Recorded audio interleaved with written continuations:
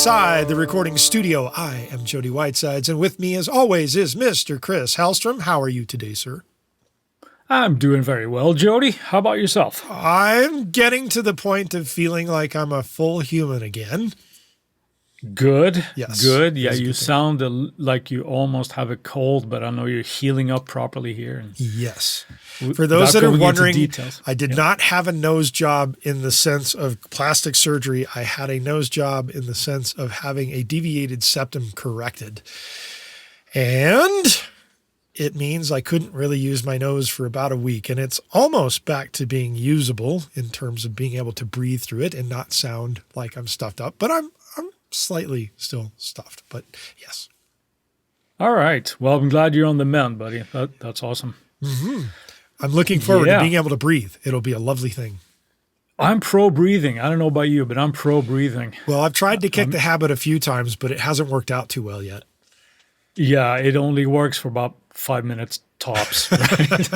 Something like that. Yeah. And then you come back to this thing of like wanting to live. It's like this vicious looping cycle. Oh my God, what are we talking about today? Ooh, he sticks it. Nice. We're talking loops today. Yes, we are. We're talking about loops and using loops and how to be creative with loops and looping back to loops. Yes, loops. All kinds of loops, whether they're percussion loops or melodic loops or drum loops or just loops. Whatever you do to loop something and make it go over and over and over and over again. Because we talked a little bit before we started recording here, but I start realizing how far sort of like that market has come since the first loops became available. And I'm not talking about, rappers sampling things off of James Brown records and stuff like that. But when you were able to, probably talking like late 90s, when you'd buy CDs, sample libraries of just loops that you could use, right? And all the tools that we have today. So it's been an exploding market, I would say. Yes, what an era. When it came to you bought a CD that had these sounds on it, you would then get the CD, you'd go home, you'd stick it in a computer with a CD drive in it. Then you'd have to export it off the CD onto a hard drive or something in order to make use of it. Then they got so large that they started coming on DVDs. And that's about the time when the internet became fast enough where it was like, fuck you, you're just going to download this shit. We're not going to make discs anymore.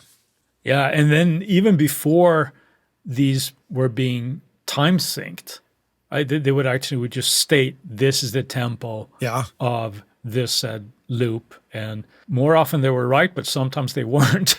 I'm fully aware of that. Actually, if we take a quick little detour in a let's do it story of my first solo album that I did for me, I used a bunch of loops and I layered them with some live drumming. And those loops would come with certain tempos, but then you drag it into Logic, and Logic would do the analyzation, and then you would find the perfect loop point, and it would be off by hundredths or tenths of or even thousandths of a BPM. And it was like, oh, so every section has its own tempo because of where I looped the loops so that they would sound cohesive, but the tempo changes throughout the song. So in a way, it's almost like you used a live player without a click track in a sense, but not really. Yeah. Yeah, but that could be really frustrating too, especially when you said initially there if you were layering stuff. Yes. And then you would get all this sort of like flamming and things.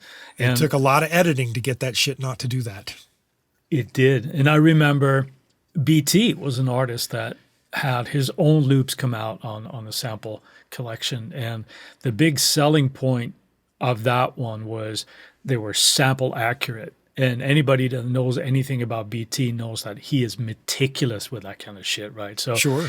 I remember it was a big selling point that, there will be no more flamming. There'll be none of this and that. And so there's a lot to be said for good editing when it comes to using samples and loops. Indeed. Loops, do you use them?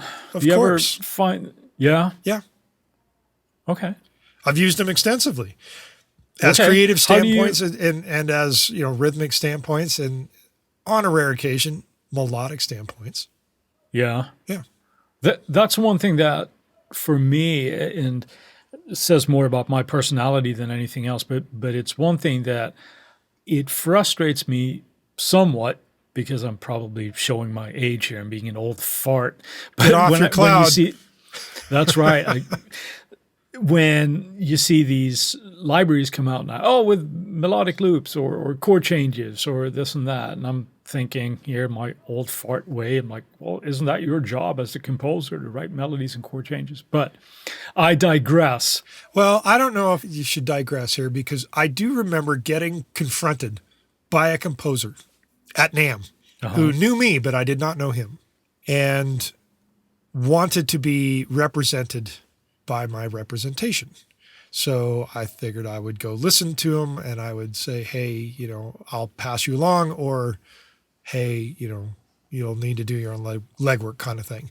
And that had a lot to do with, is he really a composer kind of thing? Because I didn't know him from a hole in the wall. And sure, I like to help people, but at the same time, I want to make sure that I'm helping somebody that knows how to do the work, so to speak. Sure, yeah. And I go to listen to his stuff, and it's Apple loops. It's all Apple loops that he's arranged. So technically, to me, he was not a composer. He was an arranger, because he was using pre-made loops for drums, pre-made loops for bass, pre-made loops for whatever instrument you want to call it, and layering them together. That, to me, is an arranger. That is not a composer. So I actually mentioned that he would need to do his own legwork on that, because I didn't feel comfortable passing him along as a composer, because all the examples that I was sent were not compositions per se that he had written. They were arrangements that he had arranged based on pre-made loops. And to me, that's not composing. Yeah, I agree with you there. We have to be careful when we do that, I think, because although that a lot of these Apple loops and loops available today are sounding really, really good. Yeah. But I agree with you there. Just stacking them on top of each other, are you really being creative? That's not to say you can't be creative doing that. It can be creative, but it does not make you a songwriter. It does not make you a composer doing that. Yeah. It makes you an arranger, which is a form of music business of being somebody that works in music.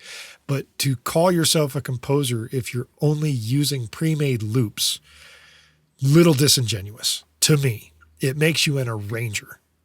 That's what I would call it. Yeah, even the semantics that we're kind of tipping around there, what we would call somebody, I would say, I have to be careful when I say this, but if you're only arranging or putting together pre-recorded material without any sort of instruments added by yourself, or at least composed by yourself, I think it would be rough to call oneself a composer going into that. Can it be creative? Yeah, but could you do it well? I think that's hard. I think that's a stretch. There needs to be something to it. Will it sound good? I think it would very much sound like a pre-recorded piece of music that you would slap on top of Little Johnny's movie project he did in iMovie, So as opposed to something that's going to be in the, as opposed to something that's going to sound good as a piece of music in the next blockbuster movie. And it's not to say blockbuster movies haven't used library music of that kind of nature, because they do from time to time.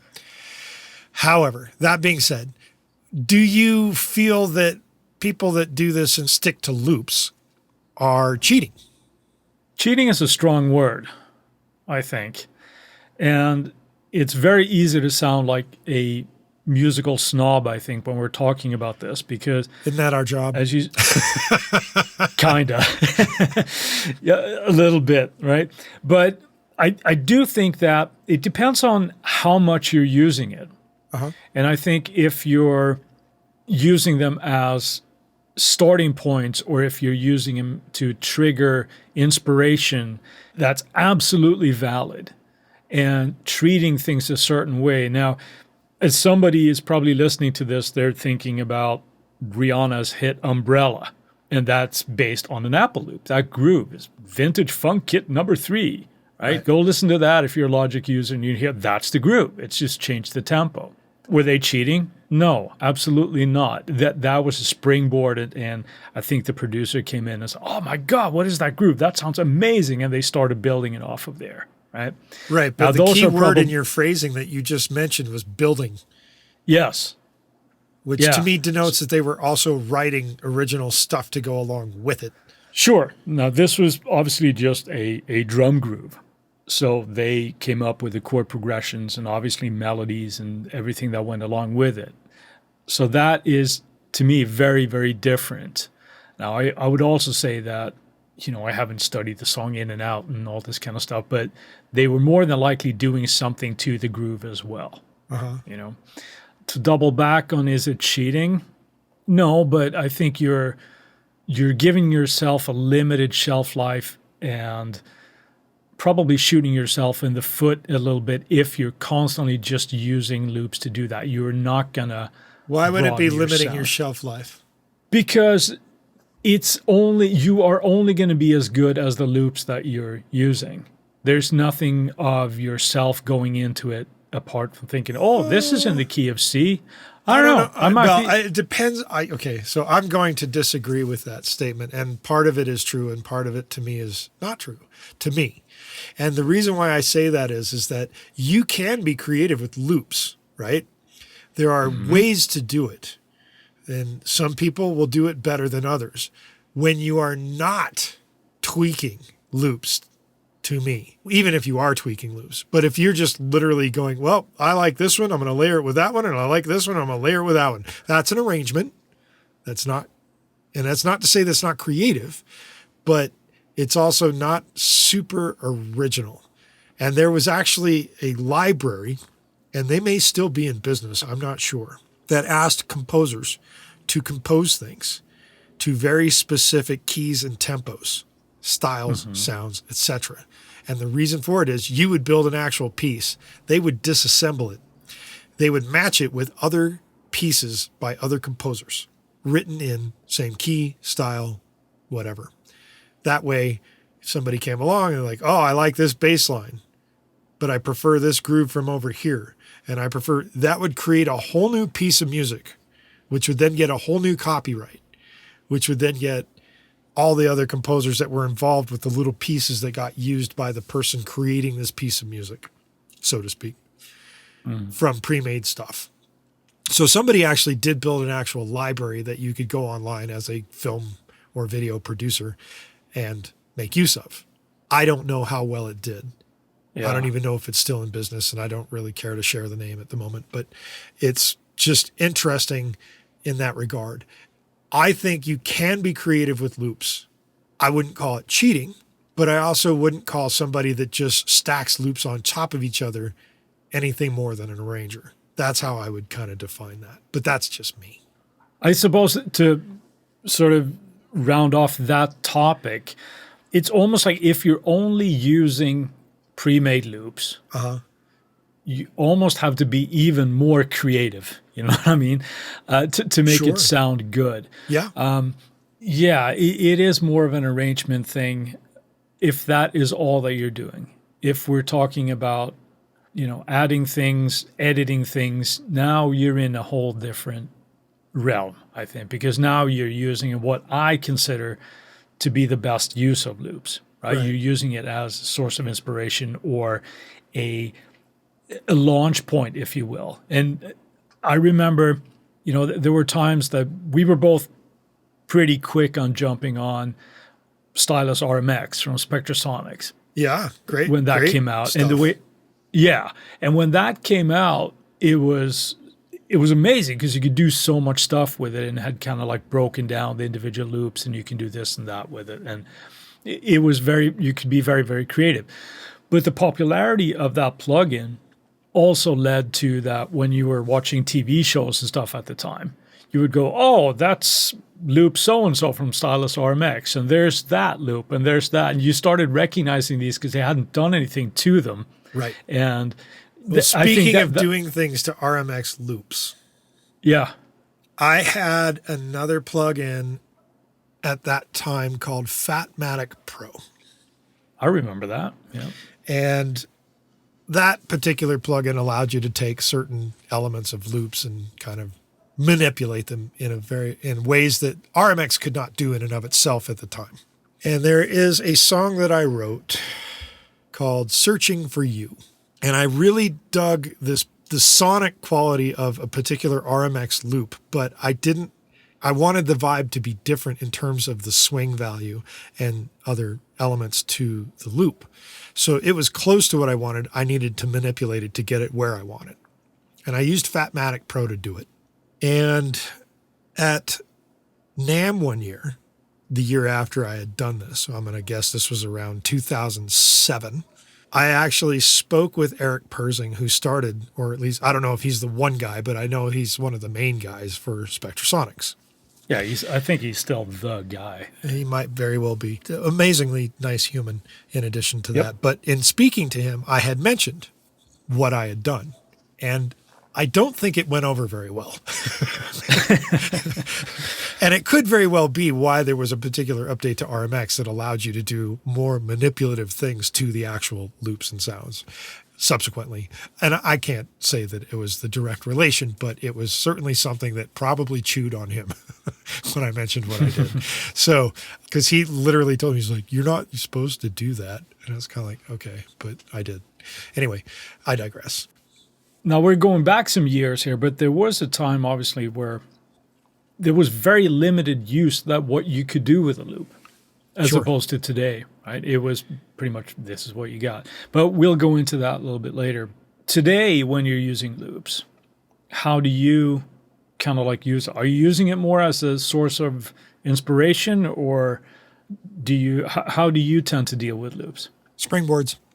Yeah. Yeah, it's the jump off point.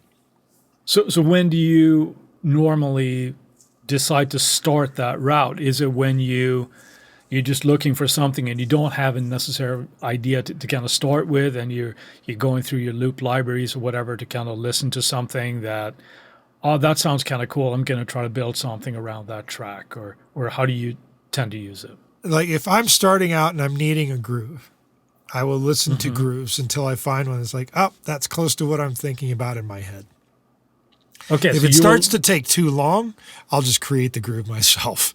So when you start with them, you tend to then have an idea what it is that you're looking for. You wouldn't just go like blindly looking for something to spark some creativity. Exactly. Otherwise, I'm going to go brain dead and I'll fall asleep. Okay.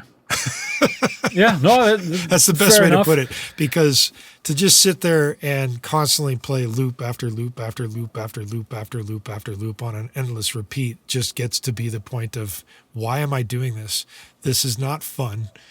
This is not my job. This is not creative to me.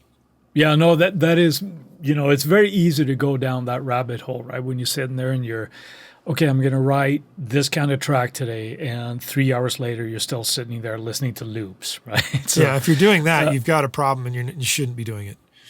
Or at least organize your loops better. There is that. Yeah. All right. So yeah, I treat them more as a source of inspiration. Every once in a while, I will have a mostly completed project going on, and I just need some little maybe melodic motif. And occasionally I'll pull something up from some arcane instrument in a loop library, listen to it, tweak it, and then throw it in. But then it just becomes a little piece of like spice. Like, yeah. Oh, this needs more coriander. Okay, well, throw this in, and that becomes the coriander, so to speak. Gotcha. But it's not the main ingredients, and it's not the main dish. Yeah. I have done that in the past, not so much these days, but where I've had a certain loop and I was like, oh, that sounds pretty cool. I remember the specific loop that I had. I can't remember where it came from at this point, but I think it was... That's bad. It was out of a synth or something. It was from a preset. Okay. But it was a didgeridoo that, me being me, I threw distortion on it, as I do. That is you. And it became a really, really cool thing. And that actually became a track for an EP I released for this project I had at one point called Siren, and it was a song called Inside Outside. I just built the track around that. It was funny how sort of like a starting point like that became something, and that song ended up being in a independent movie that was written, and I submitted some music for, and the I think it was the Independent Film Festival of LA or something. This goes back quite a while, but the organizers of the festival, they liked that riff so much that they wanted it to be in the trailer for the promos for Nice. so that was pretty cool. But it was just like, it was such a dumb idea, but there was something that kind of triggered it. It was like, oh, that sounds really, really cool. And I was able to basically get away with it, right? It's Sure. like that was cool enough. I did treat it. I probably time stretched it and did something else like, ooh, super great, Chris. But, Well, I did something to it. You do have sort of an anal quality to your ability to deal with loops. So there's mentions in the past of dealing with certain timed symphonic loops that Oh, yeah. you have issues with on the timing because you want everything to be gridlocked in terms of a symphony. So I know that you are notorious for trying to time correct certain things. I am, but it depends on what kind of. I don't want to mention the instrument here, so because I don't want to. Yeah, I'm not mentioning it, but I do know which one. Right, It is. but it was geared. It was an instrument that was geared towards the type of music that was being done at the time, where it wasn't necessarily like you would have a flurry of a legato run Right. of a violins or the violas or anything like that. It was very much sort of like a rhythmic element.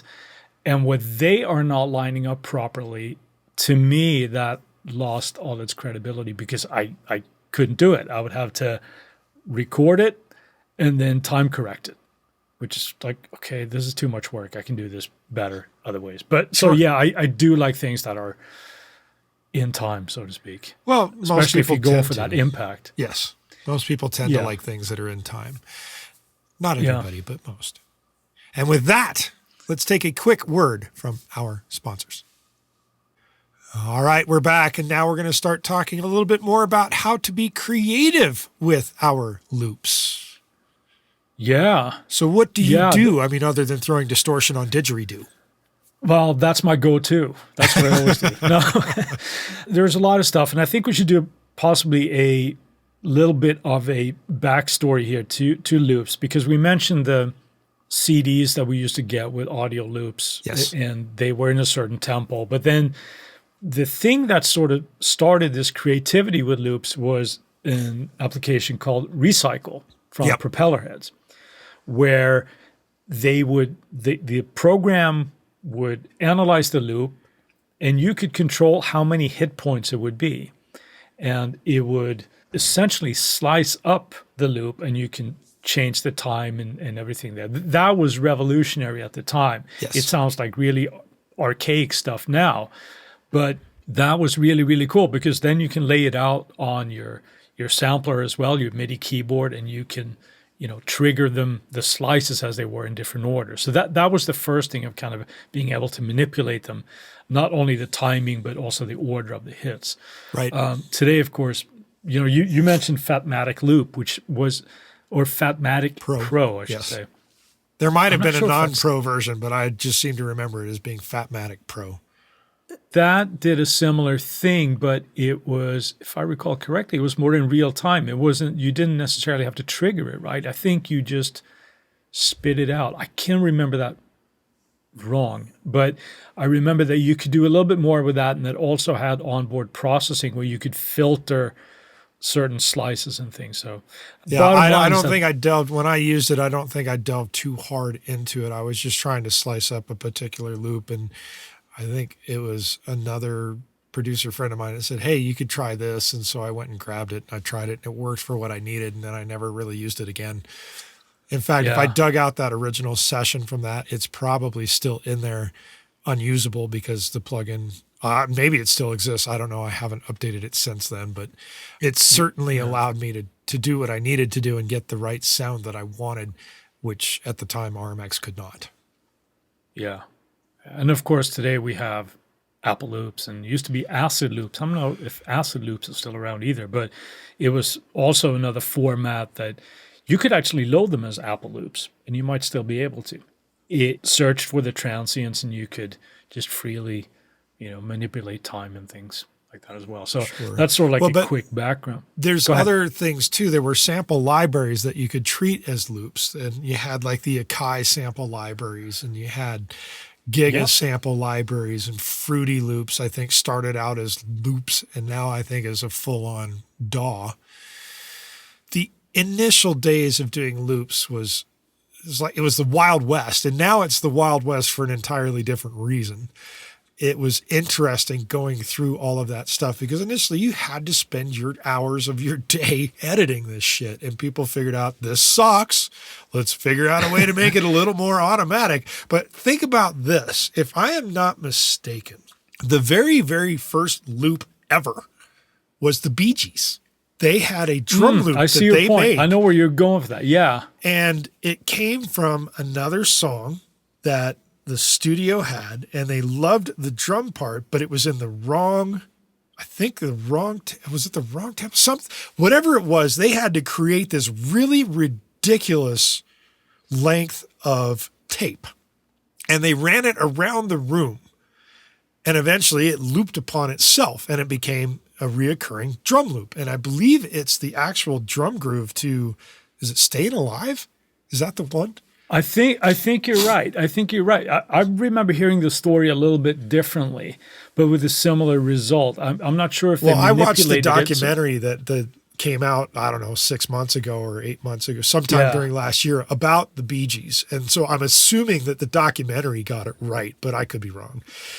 And it was just interesting to they strung it across like dowels and had like a tape reel to kind of be like the end and the other end of the loop at the end of where it needed to be. So it would be like a weight holding the tape taut as it was going through all of these processes to get back to the record head to actually record the damn thing. So, I mean, talk about really going out on a limb to try and make something work. That's what we can do today in a matter of seconds took them probably a day or two to set up. Yeah. No, it's really interesting, and one could argue that because they had that loop that was precisely in that groove, in that pocket that they wanted, that was almost the beginning of disco, right? Where you have that really, really tight groove. I'm using that beginning of it as loosely here, but very loosely. It was okay. Maybe I stand corrected. I don't know. All right. I mean, you're asking the wrong dude. It was before my time. Well, yeah, I was never a disco fan either. But if I look back, it would with Staying Alive and that. Let's say that's when it exploded. Sure. And it was that sound of that sort of more or less monotonous drum groove that was just super in the pocket and just kind of playing that. So, but I've heard that story as well. And, that might have been the first time where people were doing that, unless it was, experimental audio in the beginnings of synthesis and things. You could argue that, or you could even argue like the Mellotron is a loop, right? Because it has that tape that kind of feeds the sound and, in a sense. Well, Mellotron definitely is a loop. I mean, it's just a loop of a single sound that you're playing over and over and over again with whatever key you decide to press on it. So there is that. However, I think maybe the better terminology is not to say that the Bee Gees came up with the actual first loop, but the first one that was in a commercial recording that became a huge hit. That's probably fair to say. Yeah. Because who knows who did it before them? Somebody obviously had to figure it out. And whether they figured it out for them or it was figured out prior, who knows? Yeah. Because that's, the same process there, right? From editing tape, you're basically making slices in tape. So somebody had to sit there and figure out how far it's going and, Grease making pencils. making Fun. a loop. Yeah, exactly. Yeah. And now we But can do how that do with we- a snap of a button. Yeah, and then complain that it's not looping correctly at certain times. Yeah, so, but how to be creative with loops without cutting tape. One thing that I like to be conscious of is how the loop is constructed. And what I mean in that is from a frequency perspective as well.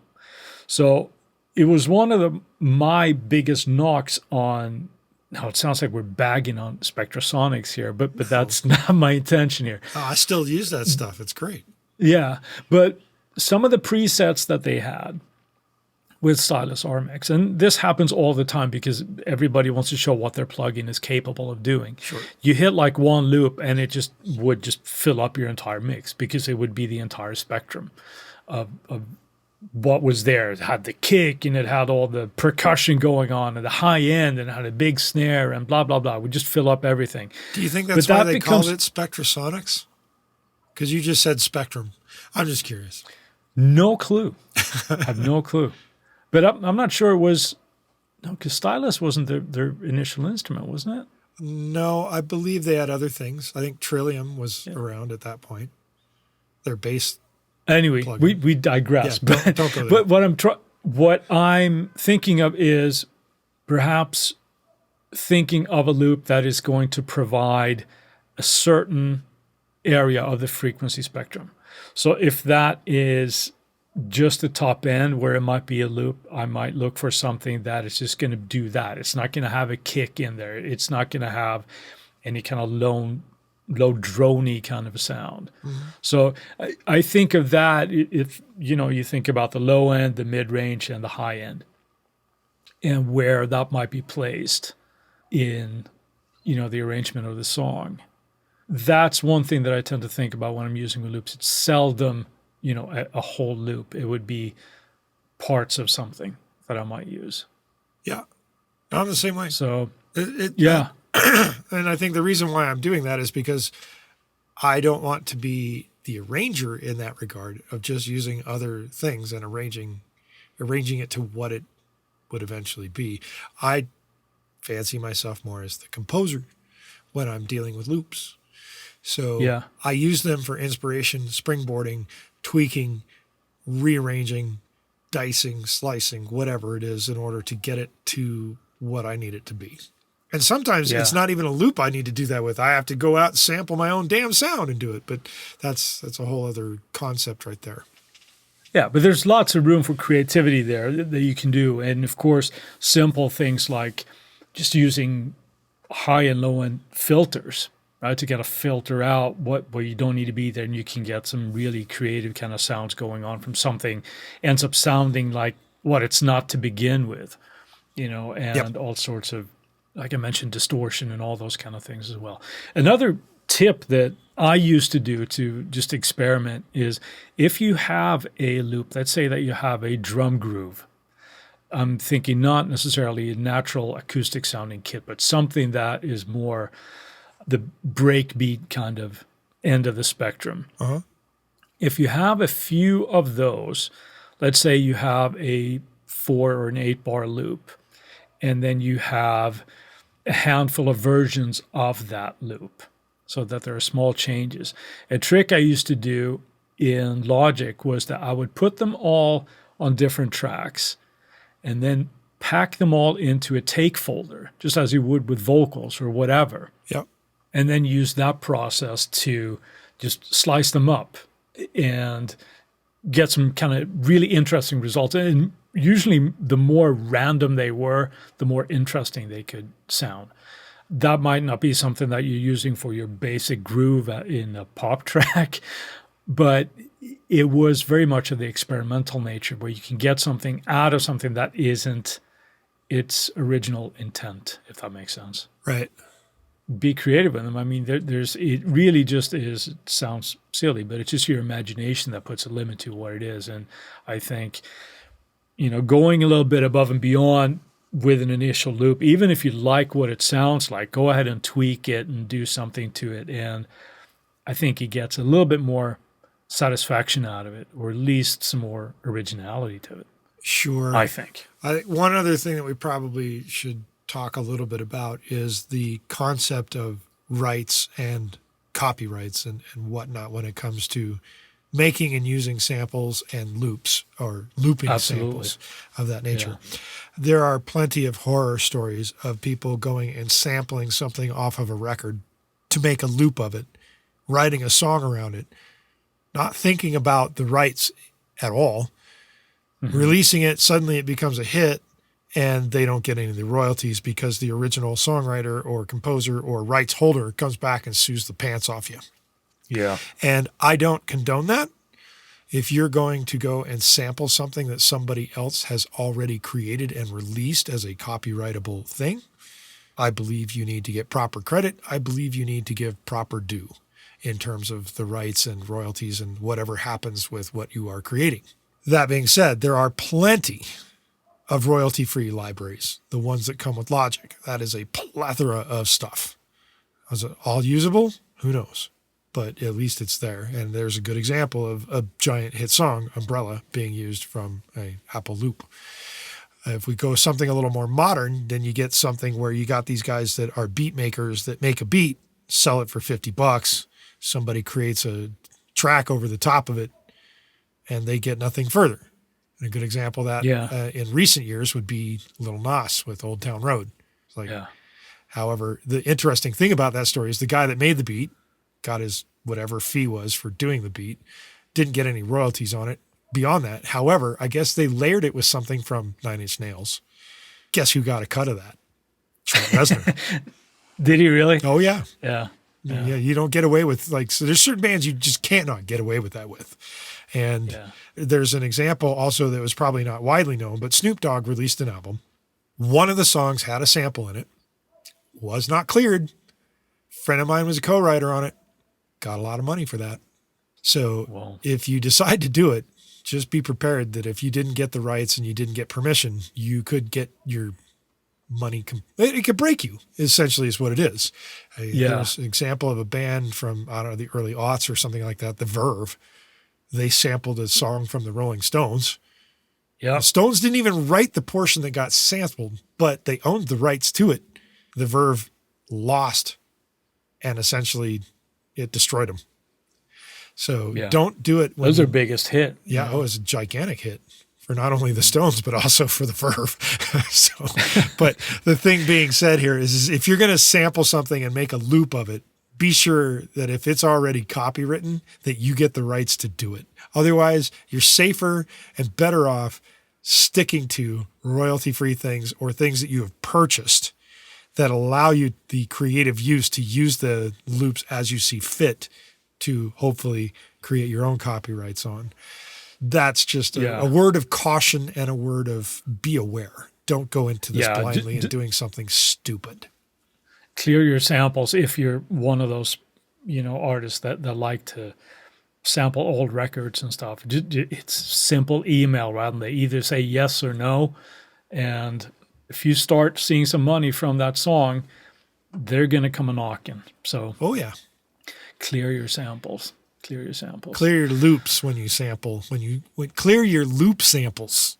Is that what it's just like a terminology there that I'm probably missing, but clear. If you are sampling it from somebody else's recording, you need to clear it.